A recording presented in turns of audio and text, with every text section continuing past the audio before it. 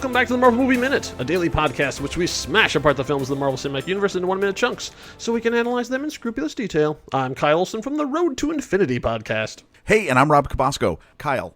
Yes, sir. In all of your romantic adventures dating people, Okay. have you ever been in a situation where the person you were dating, you tried to put the moves on them in front of your own parents? Ooh, no, I don't think I've ever gone that far. You know why you haven't, Kyle? Because it's a bad idea? Because it would be an abomination. Which is appropriate here in minute 86 of Louis Leterrier's 2008 film, The Incredible Hulk, because we're talking about abominations of many, many sorts. Oh my God! What do we got? Yeah. We have so little to say here. It's a minute of just moving. It's just moving pieces around the chessboard. I mean that. Really is what it comes down to. With Footsie. And Footsie. And Footsie, yes. Consent and Footsie, that's what it comes down to. So we pick up where we left off, which is Blonsky has a gun in Stern's face. And Stearns doesn't seem to notice. Like he really is past sort of this, like he's still obsessed with like this new test subject, I guess now he's thinking of him as like this opportunity. Right. I'm gonna inject this dude with some stuff and we're gonna see what happens. I guess they were talking about the Hulk. So the first line of this minute is Blonsky saying, "I need that. Make me that." He's like, this is full on junkie mode. Like I think when they were in the commentary, they talked about this being Junkie 3. The different stages of junkiness that he's going to. So then.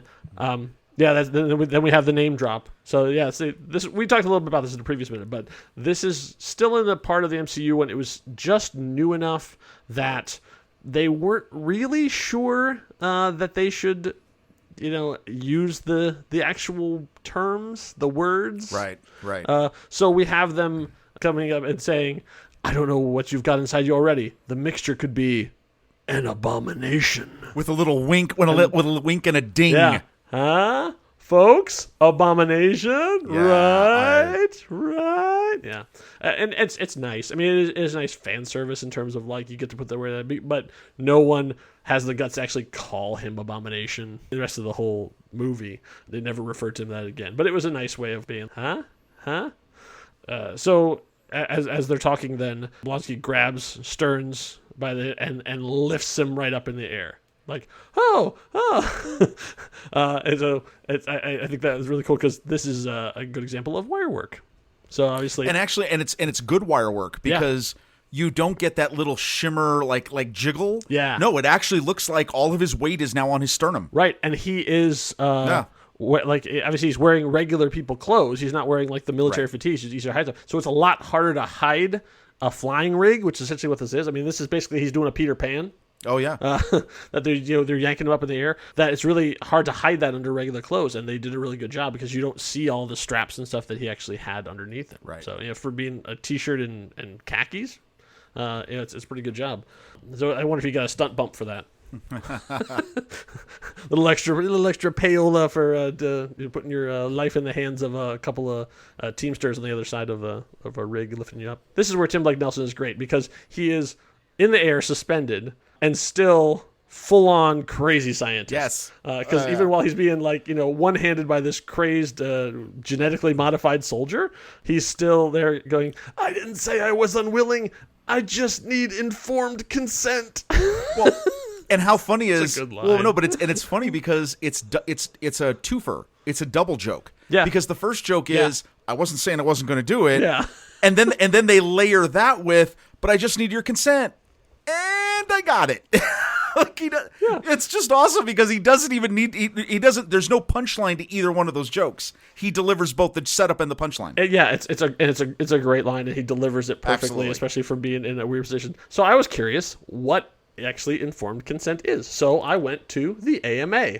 Oh. So on the AMA website, this is what they say when they talk about informed consent. In seeking a patient's informed consent, or the consent from the patient's surrogate if the patient lacks decision-making capacity or declines to participate in the decision-making process, which none of this applies right here, physicians should A. assess the patient's ability to understand relevant medical information and the implications of treatment alternatives and to make an independent voluntary decision. B. Present relevant information accurately and sensitively in keeping with the patient's preferences for receiving medical information. The physician should include information about 1. The diagnosis, when known. 2. The nature and purpose of recommended interventions. And 3. The burdens, risks, and expected benefits of all options, including foregoing treatment. So, Rob, do you think this meets the medical definition of informed consent? Yes, because under D, if your life is being threatened by a gamma irradiated psychopath, you do what he says. Yeah, when you're one-handed up in the air. I mean, by okay, an identified soldier. Sure, okay. Yeah, and that's funny. And you've given it. Yeah. Then while the really boring preparations are being made, we cut to the helicopter. Remember the big helicopter that's taking them away? We see them flying over New York. And clearly, like we were talking about with the deleted scene and not deleted scene, they are not lifting off from the university. Right. Looks like they're lifting out of Central Park. Oh, right. I mean, like, doesn't it? I mean, like, it's a pretty big, you know New York better than I do, but, like, that's a pretty big green area they're lifting off of. And then off the side, there's a beautiful harvest moon. So I want to say this. Yeah. First of all, knowing that this is all CG, because this is New York. Oh, yeah. You've got the helicopter, which looks great. I mean, nice motion blurs, like everything. Yeah. And you get a beautiful shot of it. I mean, on our screenshots that we've got, beautiful shot of the copter. Mm-hmm. That moon is crazy. Yeah. It's okay. And honestly, it's surreal. Like, it's not even like, I know there's moons that, you know, when you get a moon on the horizon, you have the optical effect of it being way bigger than it actually is, or that it'll appear in the sky. This scene is, what I thought was funny is this scene is obviously meant to be almost a caricature. I think it's such a beautiful night. It's so gorgeous. There's this just crazy amount of just perfect lighting between the copter, the skyline of New York, what looks like to be just a few moments after, you know, twilight or, you know, dusk is set in. And then you've got this crazy moon. It very much appeared to me like a panel off a comic book page. Oh, yeah. I can see that. Yeah, everything in the element. It's interesting to me that the fugitive, probably the most dangerous man in the world, I guess, at this point. I mean, like, you know, the whole thing. And that there's 2 guards. I know that there's a cure and they sedated him, and that even though sedation obviously didn't really do that much for him, this seems way minimal. It just seems like there should be way more people in that helicopter accompanying him. But I guess maybe nobody wanted to get on. Nobody wanted else to get on. He is okay. Ross is right there. Yeah, Ross is there. There's a communications officer, 2 pilots, and then 2 soldiers, I think. 2 soldiers, which look very bemused by what's about to happen. Yeah, I know. But the one thing you do notice is that Bruce is wearing a type of handcuff that I don't think actually exists, and it looks like it's like a carbon fiber composite. Yeah. Shackle system. Copyright Stark Industries. I'm sure, of course. Right? Yeah, right. But yeah, I thought that too. It looks like a bunch of bicycle chains. Exactly. Oh, yeah. Yeah. I was actually surprised they didn't make a thing of that, like when it like showed them manacling them on or something like that. They're just sort of there. Yeah, it seemed like it was a weird design detail. It was cool, but I kind of wish they had sort of made a thing about it. Like, you're not going to break these. There's not a deleted scene. There's not. Knowing this movie, there's probably a deleted scene. There's a deleted scene that's never seen the light of day that probably has that in there. Somewhere in the Universal vaults. Right. So then we have Betty. She plays a little bit of footsie. Oh, she kind of like nudges Bruce to to like, hey, how you doing? I'm right here. Like, here, they reach out and they hold hands. It's very sweet. Like it's interesting, like that they're very much of a couple. Yeah, no, this continues. You know, one of the really great elements I think we've enjoyed, and we will continue this part. I think we will continue to enjoy as opposed to other things. Yeah, that they have a very nice relationship. It's very so loving, and it's moments like this where, oh my God, look what we just lived through. Well, this isn't going to end well. Here we are. I'm shackled in a military helicopter with your dad who wants to kill me. Right. And yet she still has the moment to reach out and go, hey, I love you. I mean, and even the word's not said. That's what the implication is. And there's the whole concept of her, she touches her. They play the footsies. She grabs in, pulls his hands in, and then she's the one who bends down to kiss his hands, which, of course, while the dad just... I don't even think he notices. I think that's funny. Like the soldiers too are just like, nope, not paying attention to that. No, you can tell the 2 soldiers clearly have the face. They clearly have the face of, good God, what? Why did we get assigned to this one? What is this? It's really actually kind of funny. Yeah, it is like to watch them not pay attention to what's going on Right. for the prisoner. Yeah. But no, we can't let any type of soft moment pass. We have to cut away immediately back to Dr. Stern's House of Horrors.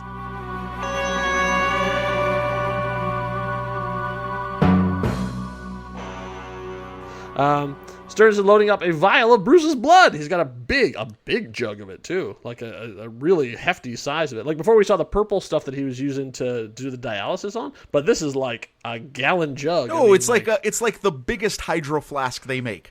Yes, It's like, whoa, dude. It's a 2 liter of blood. I mean, Yes. come on, man. And we see that it is batch 2058, and it has a strength of 14.56%, which is from when we were passing through all of those really expensive refrigerators. That is the strongest concentration we've seen. Okay, so wait. I guess that's what he had. Okay, I'm just going to admit this. When I saw this, when I looked at this, when I examined the screenshots, right, that the decimal point is high, and I thought it said strength between 14 and 56%. We don't know. Somewhere in there. That seems like a Stearns thing to do, right? It's a lot. Don't mess with this. Like that's actually what I thought it said. Like, okay, all right, we'll see what happens. Yeah, by the time you get 56%, you'd think it'd be pretty green. And because it's Stearns, he puts it in there and then gives it the Fonzie pat. Oh yeah, just to make sure that it's well and truly in there. And with that thump, that's where the minute comes to an end. yeah, that's it. Like that. Yeah. That's literally the minute. Yeah, it really is. Yeah, it's a nice acting between the two Tims. Yeah, it's the couples. So it's the two Tims in the one, and then we have Bruce and Betty in the other one. You could actually say there's we got the laughs of the first part. Yeah, we get the kind of endearing moment. Now with the big hydro flask of Bruce's blood, we're gonna kick into the finale. Yeah, that's where we're going. That's right, because now we're powering up the enemy. So, but you won't find that until minute 87. So you have to come back for that. In the meantime, so Rob, there's different ranks of generals, right? Yes, I am aware of this. So you start out and you become a 1-star general. 1-star. That's and then you move up to it. And by the time you get to Dross's level, you're actually a 4-star general. Oh. But you know what's better than a 4-star general? Well, let me see. A 6-star? No, actually it's 5-star. 5-star. Oh yeah, that's right. It's funny we should mention that because 5 stars is actually my favorite rating on iTunes. Oh yes. So in honor of Ross, and if you're enjoying this podcast and you've made it to minute 86, maybe you should go onto iTunes and give us 5 stars in honor of General Ross. And if not for General Ross, because obviously he's the bad guy of this thing, do it for Major Spar. Oh yes. Who never even got 1 star. 5 stars for Spar. That's the thing. If you don't want to write the review, 5 stars for Spar. You don't even have to write out a full review. You can just do 5 stars for Spar. Maybe more people will find us. We'll add more to our fun little Marvel. I got to tell you. No, I mean, look, obviously we hope you're enjoying this podcast, and we enjoy doing it.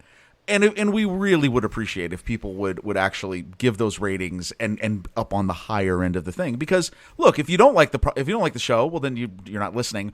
Or you can reach out and tell us what you don't like, and we will try to make it better. Because that's what we're in the business of doing, making good things for good people. Yeah, that's all. That's what we're here for. That's exactly why we're here. So we hope you've enjoyed listening. We'll be back here for minute 87. We hope it won't be an abominable episode. But we hope you had a smashing good time. Until next time, true believers. Bye.